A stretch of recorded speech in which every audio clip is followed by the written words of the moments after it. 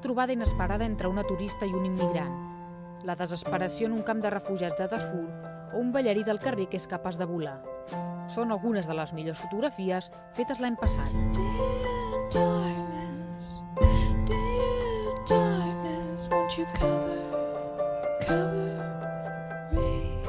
L'exposició World Press Photo mostra les millors fotografies del 2006 i alhora ofereix un document històric que recull els principals esdeveniments de l'any passat, com ara aquesta fotografia considerada la millor entre totes les més de 78.000 imatges presentades, on es pot veure un grup de joves libanesos que passen en cotxe a través d'un barri bombardejat de Beirut. Es un poco una fotografía que replantea la foto de guerra, porque no sale una víctima, no sale la imagen típica que se espera de la víctima. Por un lado, nos habla un poco de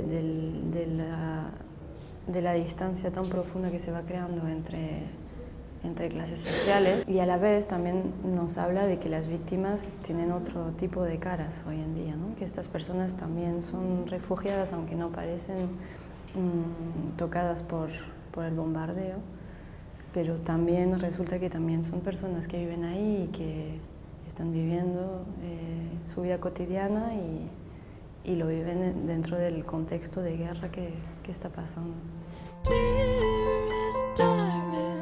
Precisament, alguns dels objectius de la fundació que organitza la mostra són sensibilitzar la societat sobre situacions de desigualtat o exclusió social i difondre la feina de les associacions no governamentals, així com fomentar l'interès públic pel fotoperiodisme.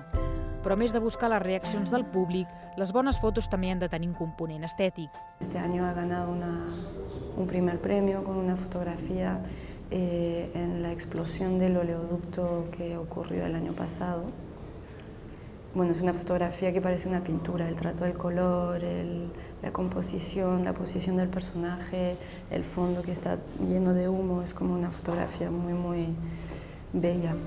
Però no totes les fotografies són de conflictes. A més de la guerra a l'Iraq, el tsunami o la crisi a Haití, més de la meitat de les fotos són dels moments estètics insospitats que ofereix l'esport, de la crueltat i la bellesa de la naturalesa o la vida quotidiana en qualsevol racó del món.